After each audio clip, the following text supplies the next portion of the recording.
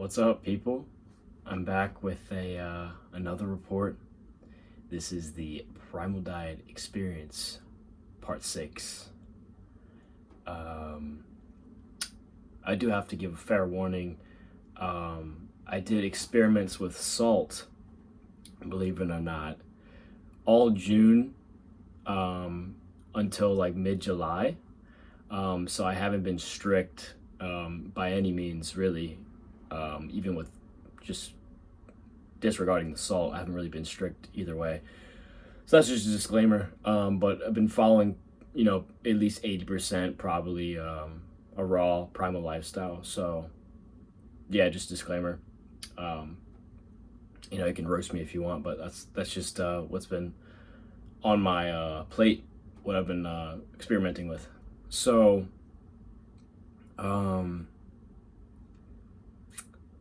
yeah, if we dive into the salt, I wanted to experiment with salt again, see how I feel again. I didn't want to count it out. Um,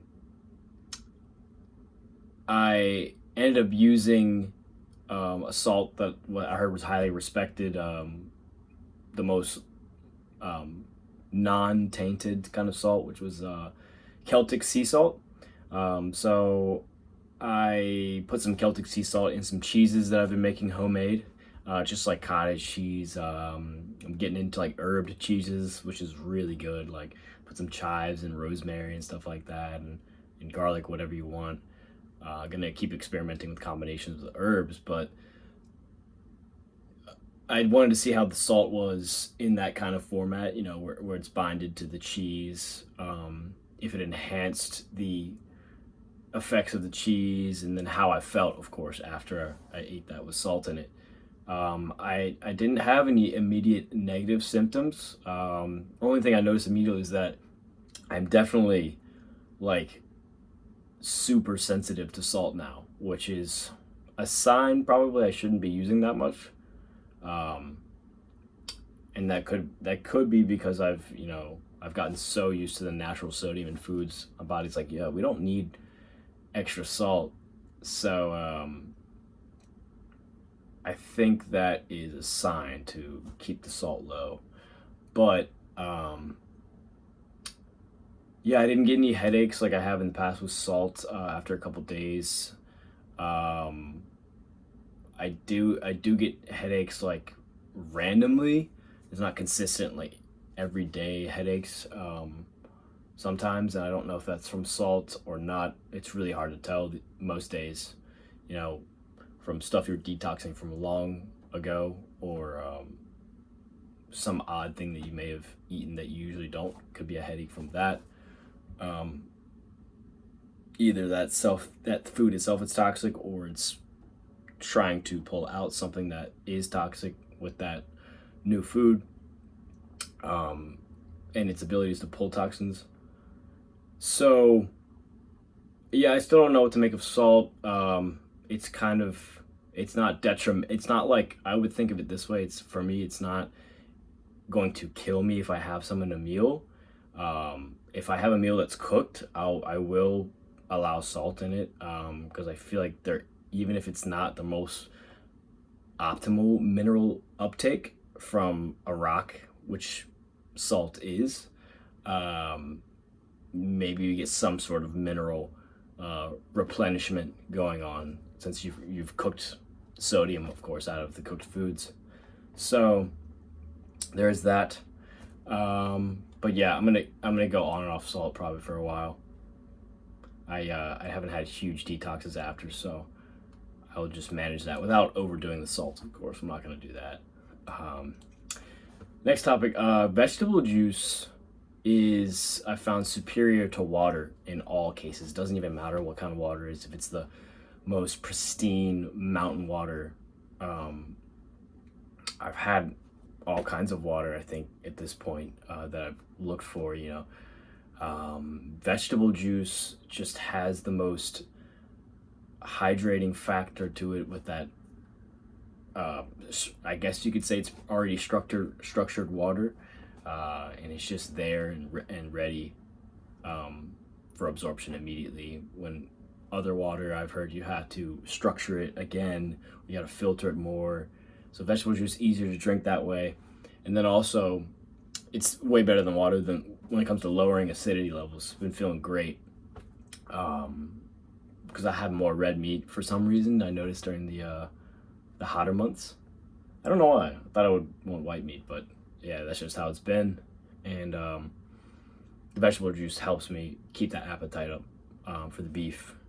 And yeah, so that's been awesome. I have been curbing some intense detoxes during the summer months because I just can't afford to have any right now that will like debilitate me. You know, I got to be active with some of the projects I'm doing in the summer and stuff like that. And I like to be out and about more. So I'd rather not be on my deathbed basically detoxing all summer. So yeah, kind of curbing that a little bit with starch and stuff like that. But nothing too crazy off plan or off my normalcy. Been going on a feeding frenzy with dates and butter and cheese. I mean, dates with butter or cheese, like either way, it's a power combo. There's something in the dates I think that my body's craving right now. It's probably enzymes. So I've just been crushing those things like there's nothing. Also been craving all other kinds of fruits during these hot months, which I'm sure many of you are as well. And I'm enjoying them without any bad side effects. You know, I've been having all kinds of fruits that I didn't have before. I guess when I was starting the diet, like I was really strict with certain fruits, like just, I don't know, papaya, pineapple. And now I'm just like, screw it, trying everything like plums, any kind of berries, mango, whatever you call it. Just been trying it with even meat meals just to see if that helps enzyme support. And I feel pretty good, yeah, with the combination of those things or by themselves. Haven't had really a lot of emotionality, like people say on Primal Diet Principles, you shouldn't have fruit by itself. I mean, I've had fruit by itself multiple times the past couple weeks, and I feel great. I don't feel irrational or super emotional. But most of the time, I do like to have it with fat or cheese. Like it's more satiating and tasty that way. I have had the one detox story for you guys. I did have a detox of sore throat after drinking a milkshake with bee pollen. Bee pollen's been the new addition that I've never tried in any of my diets or life, basically. And I blended that in with the milkshake. I drank that. Then the night after, I was driving a long ways to get somewhere, and I had to use the highway. And I was driving through a huge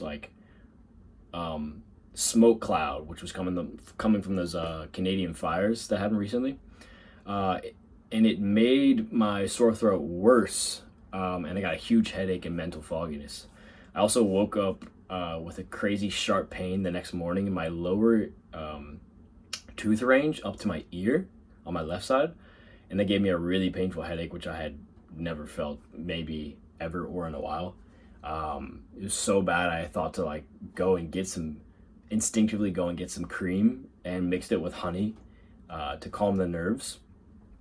And well, I not instinctively, I did read about that. The cream calms the nerves, so I just tuned into that and I was like, okay. So I'm not sure exactly what. I'm sorry. So the cream and honey actually died down the symptoms immediately, but not like completely, but pretty damn close. So I was like, that's awesome for a quick pain reliever of the brain and nerve area. I'm still not sure exactly what was detoxed. It could have been stored poisons from something else in the brain or in the throat area, or it could have been the smoke toxins. So that's a good thing to think about. Again, is like when I run into smoke situations, do I get sore throat again? Same thing gonna happen maybe now that I have all these raw nutrients to help detox. Maybe that'll be the outcome again. But Could have been something else in my throat. It was detoxing. Who knows? But that's gone now, so that's great. Um, Strange, slight detox, I guess. I've been developing warts on my fingers, near my knuckles, and I've been trying to use the lemon peel method that is suggested in Primal books.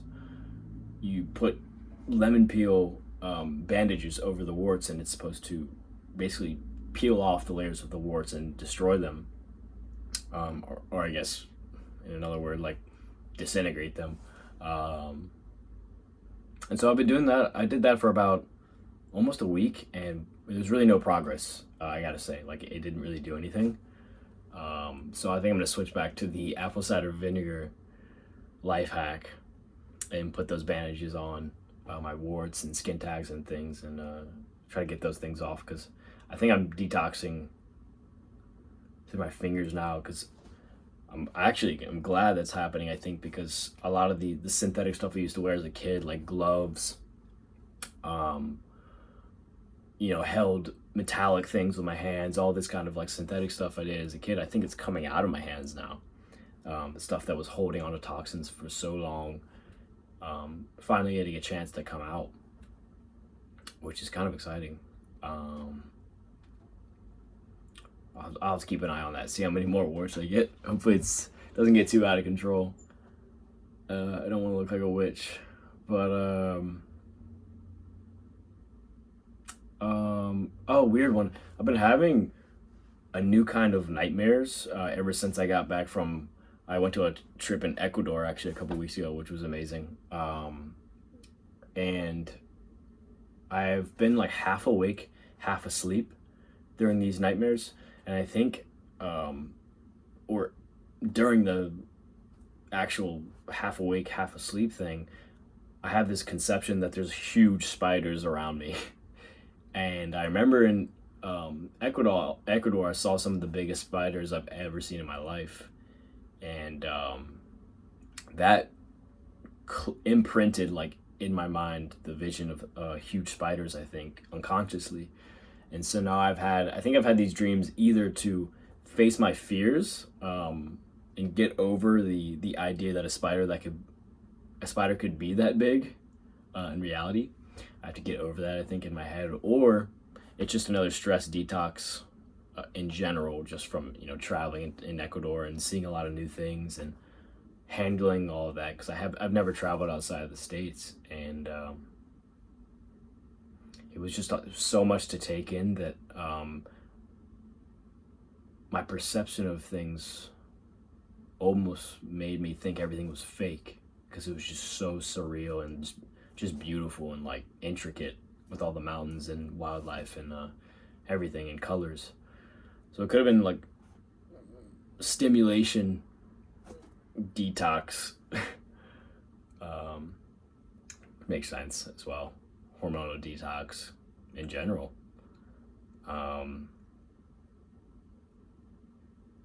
Ecuador was, just to give you a little insight, Ecuador was good for raw milk was really popular. That was awesome. You could drink, probably find it anywhere in vendors, towns, cities. It was everywhere.